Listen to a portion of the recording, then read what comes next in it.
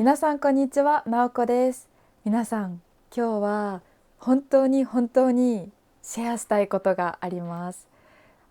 前回の動画でも言ったんですけど、最近私は友達の結婚式に参加しました。そう、もう本当に最高でした。とても良かったです。そう、今日は結婚式について話したいと思います。今日の動画の流れはこんな感じです。そう一つ目は日本の結婚式のスタイル、そして二つ目友達の結婚式、神道スタイルの結婚式、三つ目ゲストが持っていくものともらうもの、四つ目最後は結婚式の費用です。結婚式をするためにかかるお金です。そう費用、結婚式の費用。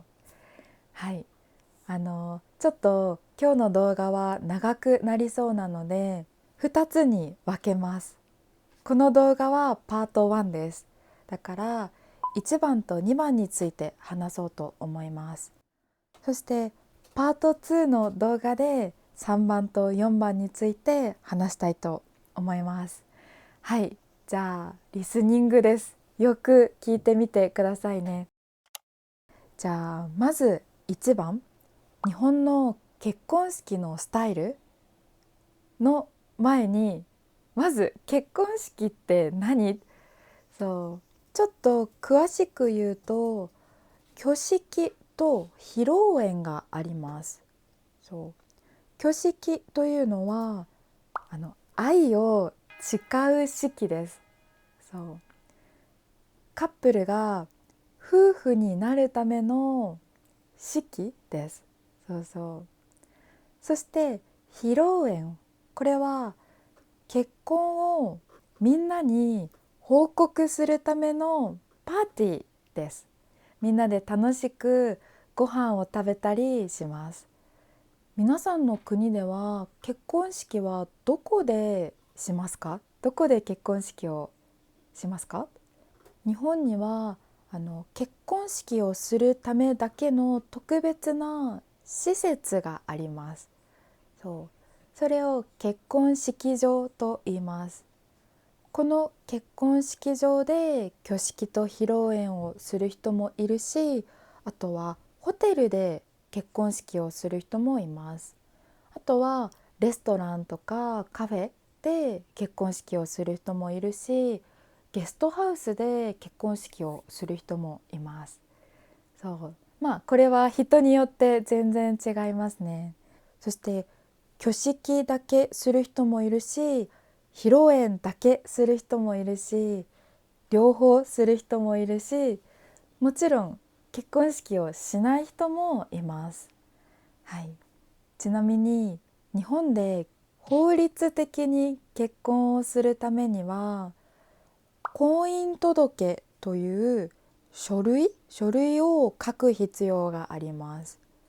この婚姻届を書いて市役所とか区役所、町村役場に出します。これが法律的に結婚です。そして日本では18歳になってからでないと結婚することはできません。18歳以上から結婚できます。皆さんの国では何歳から結婚できますか？何歳になってからでないと結婚できませんか？はい、じゃあ結婚式、特に挙式はいろいろなスタイルの挙式があります。だいたい4つのスタイルの挙式があります。まず1つ目は教会式。これは簡単に言うとキリスト教スタイルの結婚式です。でも多くの場合は本当の教会ではなくてチャペルと呼ばれる教会みたいな場所で挙式をします。そうあの英語のチャペルとはちょっと違う意味だと思います。日本の挙式をするためのチャペルは結婚式のためだけに作られたものが多いです。だから普段そこでお祈りをすることはできません。結婚式をするためだけのチャペルです。そう結婚式場という結婚式をするための施設か、あとはホテルとかにあります。そうじゃあ次、これは人前式。人前式、これは宗教は関係ないスタイルです。友達とか家族の前で愛を誓うスタイルです。そう人の前で愛を誓います。そして次、神前式。これは神道スタイルの結婚式です。神社とかで神道の神様に結婚を報告します。あとは仏前式。仏前式、これは仏教スタイルの結婚式ですね。挙式です。はい、いろいろなスタイルがありますね。でもみんな日本人はどのくらいの割合でこの結婚式をするのか見てみましょう。はい、あるアンケートによると、じゃじゃん、こんな感じです。一番多いのが教会式です。47.8%、ほぼ半分ですね。教会式はとても人気ですね。私も結婚式といったら一番最初にイメージするのはキリスト教スタイルの結婚式です。じゃあ2番目に多いのは人前式。自由なスタイルの挙式ですね。最近このスタイルの挙式が増えているらしいです。次は3番目、神前式。14.3%、結構少ないですよね。そうですね。今のところ私の周りで結婚式をした人も、このスタイルをした人は一組だけです。他のカップルはみんな人前式というスタイルで結婚式をしていました。神前式は珍しいイメージがありますね。そして最後は4番目、仏前式。本当に少ないですね。1.2%。正直周りでこのスタイルの挙式をした人は全然聞いたことないし、何をしているのか全くイメージがないですね。想像できないです。それくらい珍しいスタイルだと思います。はい、こんな感じです。皆さんどう思いましたか？もちろんこれは日本人全員のアンケートじゃないので、あくまでも参考程度にしてください。This is just for references です。はい、じゃあ今回私はこの3番目のスタイル、神前式に参加しました。この神前式は何をするのか全然わからなかったので、私もドキドキしたし、あとワクワクしました。じゃあ今回友達のこの結婚式について少し話したいと思います。神道スタイルの神前式について紹介したいと思います。本当に簡単に説明します。簡単な流れだけ説明します。まず私は神社に行きました。着物じゃなくて普通の紺色のシンプルなドレスを着ていきました。靴はパンプスで小さなバッグを持っていきました。私の旦那も一緒に行ったんですけど、旦那はパーティー用のシンプルな黒いスーツで行きました。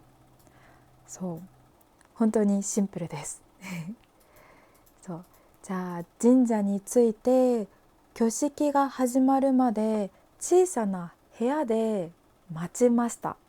そして時間になると外に出てみんなで列を作りました。列。みんなで並びました。そしてみんなで神社の本殿と呼ばれる場所まで歩きました。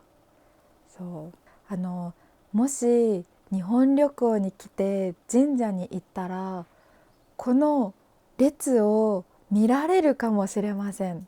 私も昔神社に行った時、たまたま神社で結婚式をしていて歩いているのを見たことがあります。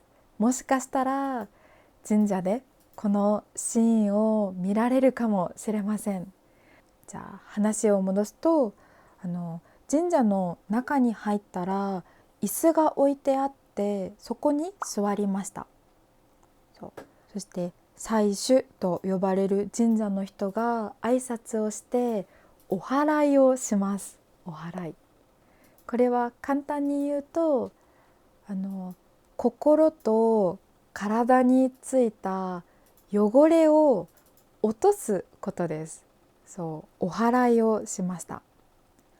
そしてその人が神道の神様に結婚を報告します。その後新郎新婦が特別なお酒を飲みます。新郎と新婦が順番に特別なお酒を飲みます。飲むと言っても本当に少しだけです。少しだけ飲みます。